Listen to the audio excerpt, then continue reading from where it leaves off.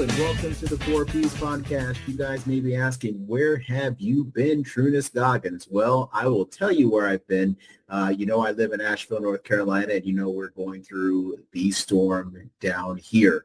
But today, our podcast, we're going to be talking to Keegan Schaefer, great author, great entrepreneur, great motivator and mentor. And we will be talking to him. And then later on, I'll tell you exactly my adventures in the Hurricane Helene situation. We'll be right back right after this. Do you have the next big thing? That world-changing whatchamacallit? Do you have a story to tell? You need a show-stopping web presence. You need the web spinners at Webinit. With big picture solutions, spinning together SEO, stellar web design, blogging, podcasts, and social media integrations, you'll find yourself developing your latest and greatest thing, idea, or telling that next chapter in your story. Look us up today at Webinit.com, and remember, you're not everywhere unless you're Webinit. When looking for personalized details on life insurance or retirement planning without the overly aggressive sales pitch, I'm your resource. I'm Mel Kay with LifeInsuranceSafeZone.com. I will expertly address those needs without the accompanying pressure, allowing you to make an informed decision in your own time, enabling you to retire with dignity and permitting your loved ones on possibly the worst day of their lives to mourn you free from financial worries. I'm at 805-300-1769. Hello and welcome back to the 4Ps podcast. Yes, I have been gone for 2 weeks. I experienced what so many people experienced here in the last couple of weeks. Hurricane Helene came right through, did some damage. It did damage to our house, but it did some great damage to the city of Asheville and many other cities in Western Carolina and Eastern Tennessee, Virginia. Matter of fact, our guest today is from Virginia, and we're going to be talking to him in a second. His name is Keegan Schaefer. I will also be telling you later on at the end of the show, little things that you can do to help here in the area for victims of Hurricane Helene. And, as I'm recording this, we are experiencing down south Hurricane Milton, and the hurricane season is not over yet.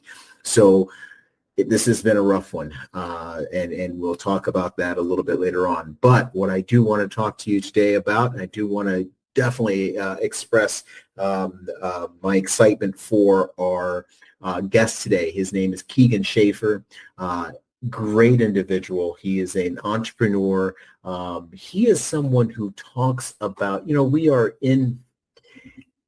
in this time now where we are experiencing, I don't want to call it role confusion.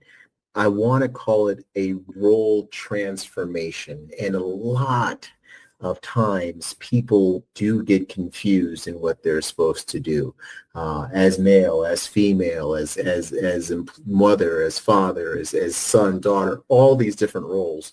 We have this role. I don't want to say confusion as much as I don't know. It's just we are in it. And a matter of fact, I'm confused even saying what this is. But it's maybe role uncertainty. There you go.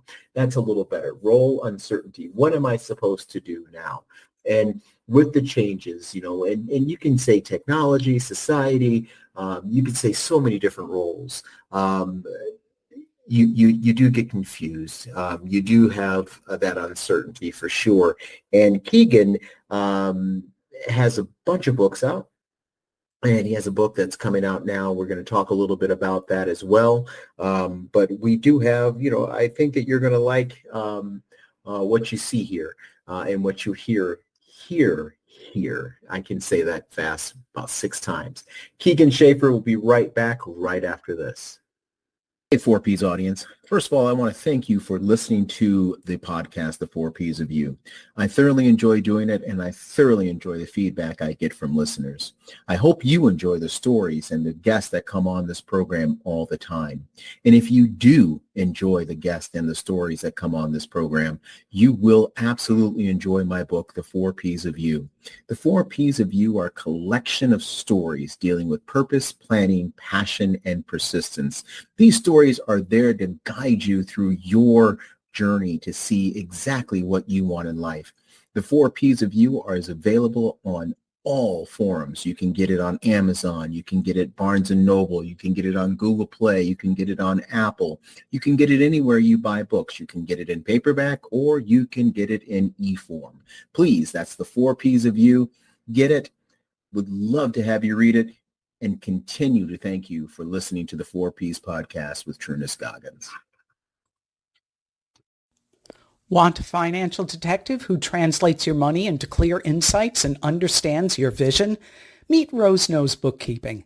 Free up your time and get peace of mind with accurate, up-to-date finances. Let Rose handle the numbers while you focus on success. Contact Rose Knows Bookkeeping today. Welcome back to the 4 Ps podcast. I am your host, Trunis Goggins. Of course, you guys hear me all the time. And I have today a guest. We were talking a little bit about purpose. We were talking just before, we were talking a little bit about, having the right mindset to move forward. And, it's in men and it's in women. The person that I'm talking to today is very much, he has a lot of male-centric, I should say. He has conferences, he has retreats, he has, you name it, he's got it. His name is Keegan Schaefer. Welcome to the program. How are you doing, Keegan? Brunis, it is such a pleasure to be here with you today. I'm fantastic. Thank you for the space and time. Oh, it's not a problem at all. And you also have a book. We're going to talk about this a little bit later on, but I want to talk about your story and your journey first. But you have Growth Through Adversity, Striving to Surviving. Is that correct? Yeah, growing through adversity from surviving to thriving. That's it, baby. There you go. And so the new book comes out. Tell me, I want to go, before I go into the book, you have such an interesting story, and I'm kind of like going everywhere here. I met you through a conference where men who are entrepreneurs, and it's very difficult, and I want to share this with the audience. I know a lot of you already know this. Men do not share. So true. For some reason, we are trained not to share. Okay. I remember when I was growing up, my father would even say, hey, boys don't cry. Bottom line, you do not cry. And you would hold it in. I remember the first time I ever saw my dad shed a tear, I was a sophomore in high school. And when I saw him shed a tear, I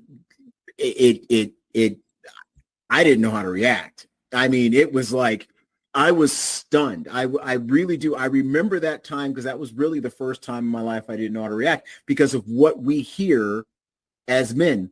Keegan, you have gone out and done, you have changed that narrative, and you've done it in a great way. First of all, I don't care how far you go back, what brought you to the approach that you take with life, with entrepreneurship, with everything? What brought you to this point? Great question. So I'll start a little bit with my personal story and the insight, and then I'll go into what I think is the historical reason that we got to this place as men. So starting with the story, it was an experience of abandonment from parents right from birth, right? They got divorced a week before I was born. Mom was very young, and my grandparents ended up raising me. I moved back in with my mom. The environment was very chaotic. Her husband was extremely abusive, physically, mentally, emotionally, faced a lot of trauma at a very young age, right? It was always survival mode. Didn't know if I was going to eat that day. Didn't know if I was going to be beaten or how severely that day. It was a pretty heinous environment. And by the time I was 5, I had developed ADHD as well as a speech impediment. So I just learned altogether to really stop speaking, stop being open, stop being vulnerable. And I didn't see a way out, Trinus, honestly. So here I was, this young kid looking for a role model, a path, something that I could latch onto. And I didn't really have a great one. Now, I got into high school and things looked really good on the surface, played sports all year round, had phenomenal grades, friends with everybody. Mm-hmm. But underneath, it was chaos. I was looking for outlets. I had suicidal attempts and ideologies. I was a full-fledged alcoholic by the age of 13. And those things led to being admitted into a psychiatric ward when I was a junior in high school. And then after that, I was homeless before I was even a senior. So, all these things basically happened, and it was a dark time. I didn't think I was going to make it past 20. So I'm going to ask you a little bit of a question right in between that. You said you were homeless before you were a senior. So you mean that after you went to the psychiatric ward, you're in a, I'm assuming, okay, if I'm wrong, please correct me. Did your parents didn't let you come back? Your mom didn't let you come back? Yeah, basically. Gave my belongings to friends, and I basically returned home to a closed door. Had to figure it out. 17-year-old kid. Yep. So it was pretty tough, man. And then, ended up having the opportunity to go to college. I was grateful for that. Had a full ride for lacrosse, scholarship and academics. So that gave me the entryway into school. And I loved the educational piece to it. Started opening businesses and operating businesses at a very young age. That sales introduction was really my way out. And that really started at the end of high school, during, and after college as well. So I held this sales position where I opened offices, I recruited, hired, trained, built teams and organizations, and that showed me that there was a greater purpose. So, there's so many dark stories and depths that I could go into, but just from a sake of time and keeping this in more of a story alignment, that's really the youth. I didn't see a lot of prosperity, didn't really have any aspirations. I thought that was it. Mm-hmm. Now, I started to really develop and research this. I tasted a ton of success in the sales world. I was able to save more money in the first 3 months in the sales world than the house was worth that I grew up in. So that was a really cool feat. Now, I did a lot of research on this. And what I've found, to your other point here, Trinus, is that men are in a conflict of identity in today's day and age. That's just my personal experience from the men that I've worked with, from going through my own lack of clarity. All of these things built up. Mm-hmm. And essentially I started researching this. I said, how do we get to this point? So in the research that I did, there are about 5 generations roughly, so about 120 years roughly, where we were more of an agricultural society, right? We had a homestead. The typically husband and wife lived together. They had children. Everybody helped. They grew the plants. They solved problems together, sat down at the dinner table at the end of the day and ate their meals and worked together, right? And then what happened was the Industrial Revolution came in, and it essentially said, listen, you guys face hardship, drought, famine. We're going to offer you money in exchange for you moving in closer to the cities and giving us your time. So what happened was it started to remove the man out of the household altogether. And the men were working in these factories, warehouses, whatever it was. And essentially, they didn't get to spend a lot of time with their children. So right. All of this is going on. And then we have World War I and all these wars that followed, right? World War II, Korean War, Vietnam, everything that was just all in that tight span. So the identity of the male was, head of the household, but they were equal. The husband and wife were equal. They solved problems together. They just solved different problems. And then it went to this situation where a man was valued based on what income he made and the career he held. And then when the war came into play, it told men, push your feelings down, because you cannot be in war and take another man's life if you have emotions involved. Right. So essentially, I'm sharing all this with you because, and this is just my experience and what I've researched, but the identity of the man shifted over the last 120 years. So now we're in this place where so many people are confused, just like I was. I didn't have the proper role model outlet. I didn't know what emotional intelligence really was, just like you shared before. I thought that it was suppressing and pushing down the emotions. I thought that's what made a man. So anyway, it's been a very intricate journey of being this kid, growing up, not seeing a future, not having any clarity, not thinking I was worth anything, not thinking I deserved love, going through these hardships and experiences, creating my own success before I could even legally buy a beverage. And then that was my doorway into the personal development, self-help environment. So I've spent at least the last 15 years researching, studying, speaking with, testing, doing charity work. I mean, you name it. I have just fully devoted myself into this space. And that's really just the tip of the iceberg of the journey. Absolutely. And one thing that I was always amazed at is the fact of how you bring about an environment, regardless if it's virtual or on-site or whatever, that allows men to be open with who they are, what they are. I know that you bring up interesting topics, things that, force you to think a little deeper than what you usually think. Like I remember a question being asked. I'm not going to go into specifics, but I was like,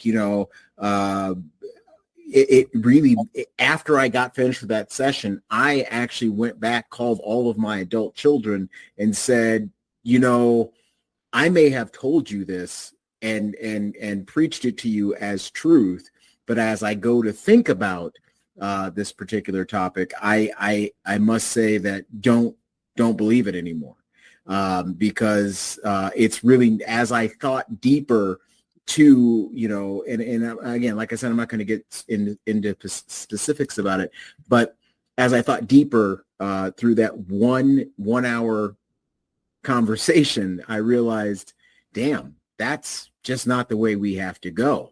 And stop it, because it was almost like it was something that I learned. And again, the men that are in my life that I use as role models were all within that 120-year span that you're talking about. They're all in that span. Barely, come think about it. My grandfather was born in 1902, but yeah, I mean, barely, but he's still in that 120-year span if you think about it. And so, I really do appreciate that. And now you have taken and you have opened up several businesses. You've done so many things in the entrepreneurial realm and the sales realm and things like that. You've now gone into a brand new realm where you are helping others. You are still, you're still that entrepreneur, but you are now going into helping other people, men specifically, get into a better space so they can be better men and they can go back to what we were supposed to be, where we're supposed to work in tandem with our female counterparts, and we're supposed to, our role in the family should be a lot different and more involved, and you've done that.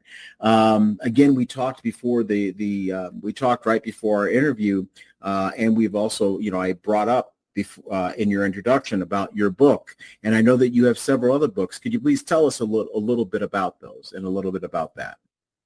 Absolutely. Mm-hmm. We brought up a lot of really big pieces there. One thing that I'd love to share with you and the audience is that 100 years from now, the buildings and the structures that we see before us will most likely not exist. But the powerful ideas 100 years from now will outlive us. And I think there's a lot of beauty in that, going back to what you said about the group. So this concept of men being real and being Mm-hmm. raw, it's so important. And I think that, again, we've been conditioned on the status and the money. So anyway, that really was the catalyst for the book. So I mean, just to be extremely transparent, I went to my coach at the time and said, listen, I want to be on more stages. I want to be speaking to more people, making impact, serving. How should I go about doing this? And he said, have you thought about writing a book? I said, oh, wow. I hadn't really thought about that. I was an English minor in college. My grandfather said, hey, you'll never be able to make any money with writing. You should just give it up. And I took that to heart, and I just gave up writing altogether. Mm-hmm. Years later, talked to the coach. He says, write a book. I said, man, listen, I've got this amazing idea. You got to check this out. What do you think about this book?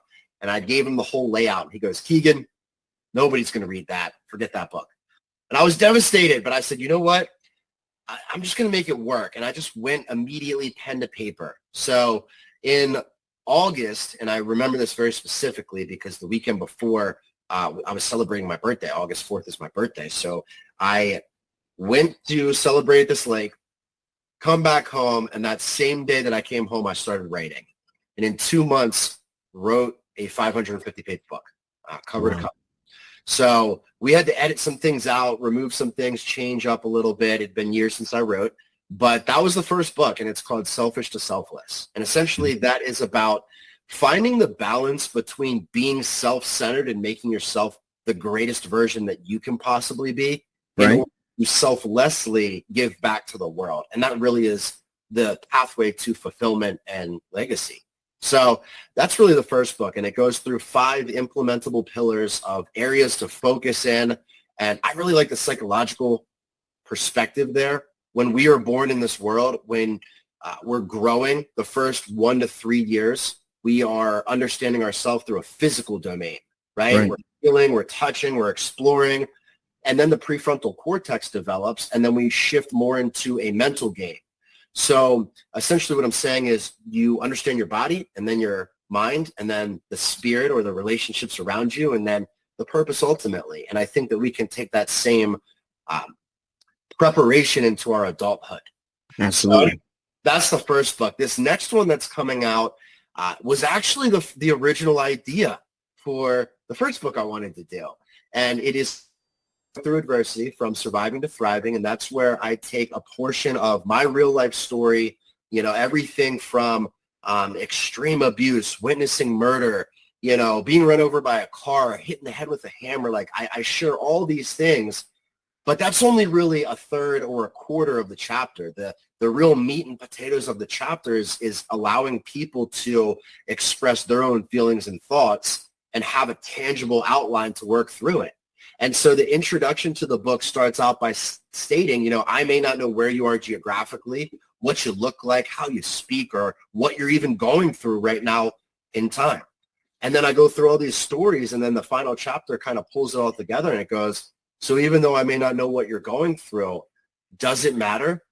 The story is not who we are in the future. It's just a part of it. So anyway, I think they're very powerful books. I think that they are templates for people that are going through adversity and difficult times. They have a little bit of disclarity. They know that they're destined for more. They want to impact the lives of others. They just don't know how to do it. These books are going to be extremely helpful to shift perspective, give tangible, easily manageable steps to actually get to that point. So that's what it's all about. And where can we find these books? Amazon right now, and we're working on Barnes & Noble, a couple other Absolutely. Absolutely. I know Barnes & Noble is a good partner of mine, and it's a good place to be for sure. You have, again, well, first of all, before I ask that, I want to make sure that our audience knows where to reach you and how can we get to you first. And then I'm going to ask you the other question. Can you tell us, and it will also be in the podcast notes, but how can we get to you? How can we find you? I'll give a quick email, cell phone, and website. Email is just Coach Keeg, COACHKEEG @gmail. Phone number, 443-340-8709. You can text that number, and I will get a response to you. And then the website, we have tribalstoics.group is the URL. We also have ckc.coach. Absolutely. Thank you very much. Now, the question I wanted to ask you, and I really want this left, I want the audience to sit there and eat this up. There are many people that are on my in my audience that have gone through horrible things. Obviously, you have gone through some very unpleasant things as well. And I'm saying that just to,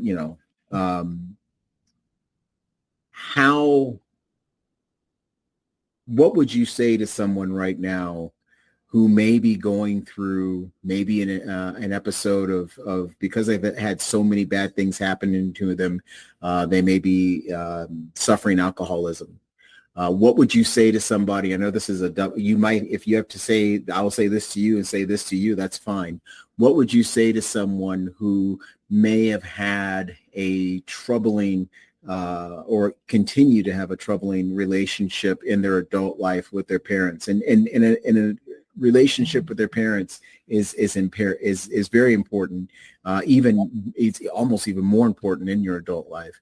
What would you say to those people where they end up moving forward in the way that you have? This too shall pass. Every individual has decisions that are made on their own belief system and their own standards. More often than not, those belief systems and standards are created from stories from the past. When we actually get to the end of our days, we realize how finite our time is. Mm-hmm. We have way less time than we really believe that we do.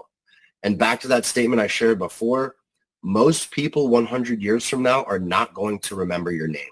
But you better believe the people in your family, your blood, the ones closest to you, they are going to remember you. That is so true. That is so true. So I think that anybody who's hearing this that's going through a bout of adversity, I would always recommend that you do your absolute best to remove the emotion, almost as if you were a third party observing what's going on, increase the logic, and start to look at the facts of the scenario. Because again, back to belief systems and standards, it's so easy for us to go to conclusions we made from the past, and it puts us back in that loop, that cycle, that pathway. So yeah, we have less time than we all believe. Go send that message. Tell the ones you love that you love them. I find that there are 3 extremely empowering words when you're having these type of conversations. I appreciate you, I honor you, and I love you. So appreciation, honor, and love, you share those 3 with the ones that matter most, and it will resonate. Absolutely. Thank you so much for that. Thank you so much for those wise words. Thank you so much for showing character, resilience, purpose, all those things. Again, all of the links for Keegan will be in the podcast notes. Do not forget, and also this interview will last in perpetuity on my YouTube channel. Keegan, thank you so much for being on the show. Don't forget to look at the podcast notes to get not only his book that's coming out, but his book that was out before. We will be right back after this. Stopping web presence.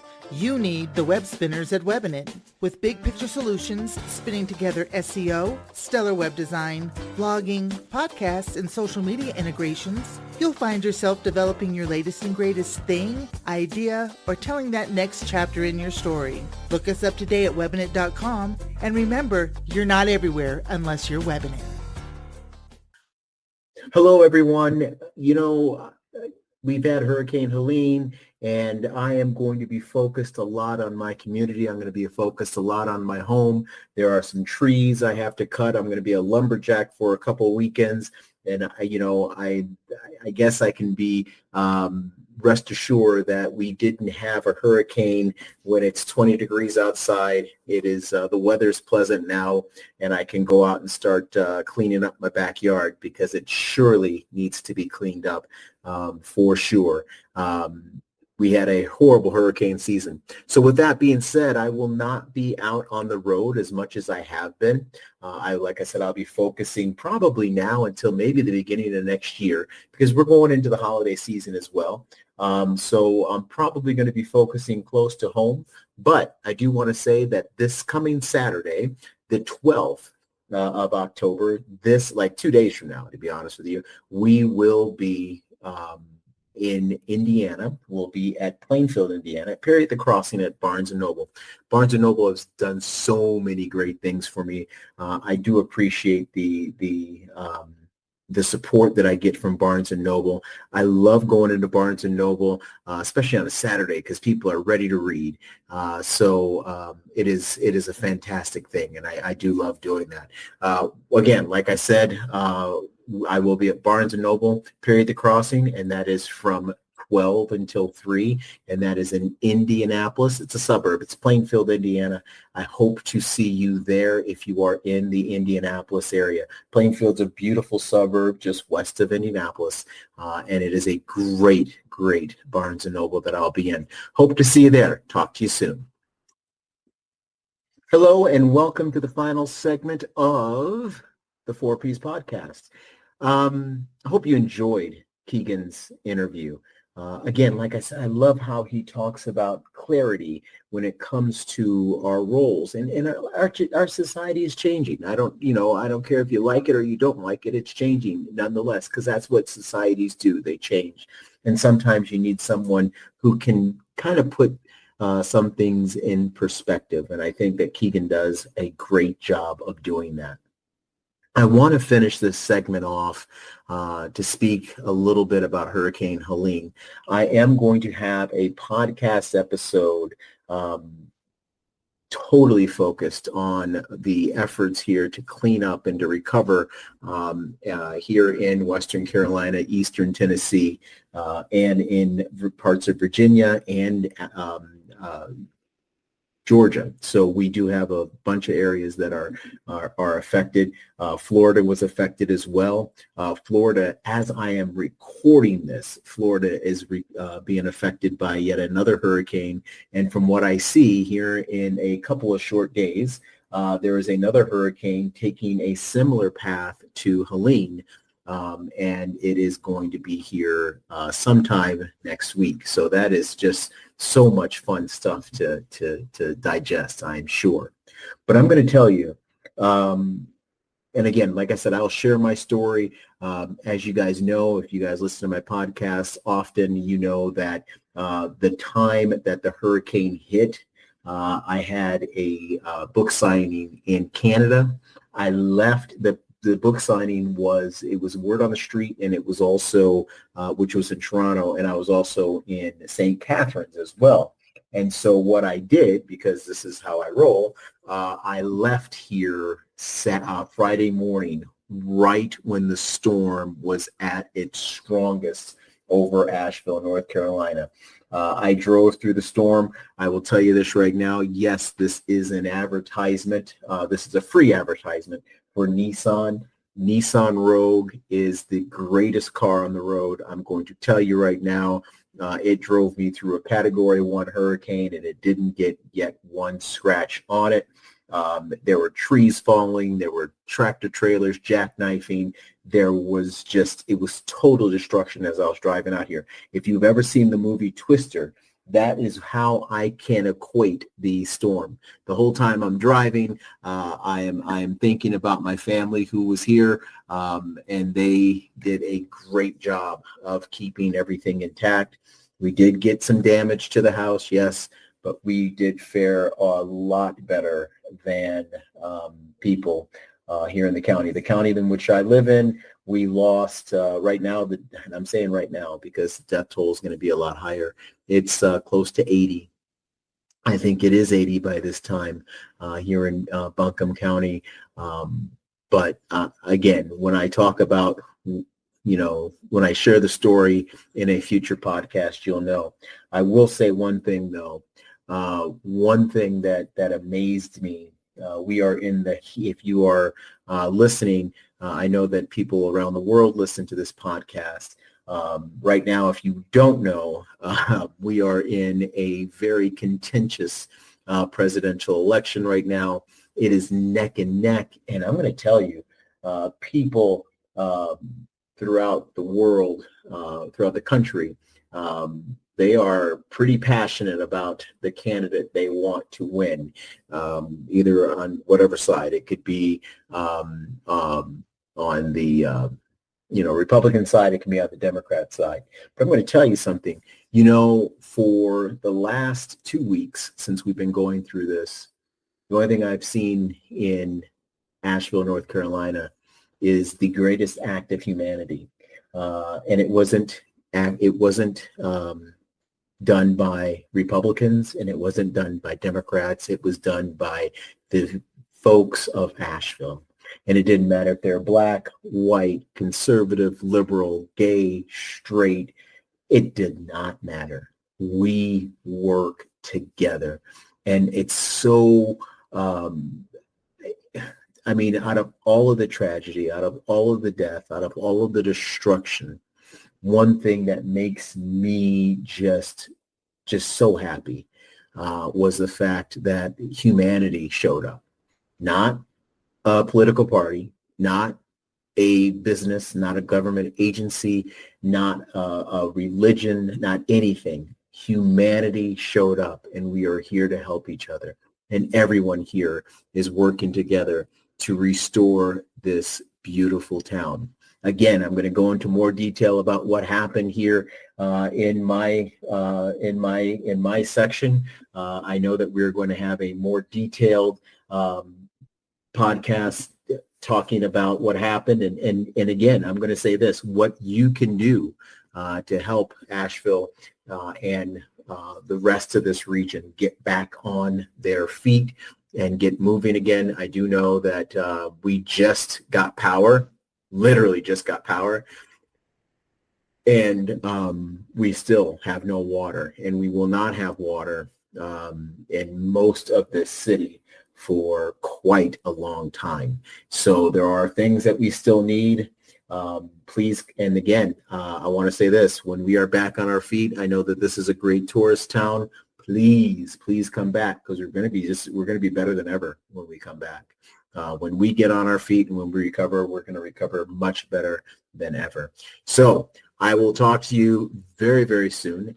We will have the rest. We are playing a lot of catch up right now with the podcast. Like I said, I'm about 2 weeks behind, but we will get it going. I do know that the next episode, I'm going to have Dr. Angela Bennett. I know I promised her before, but because of the storms and all that happened, I was not able to finish the edits, but I will have her podcast up.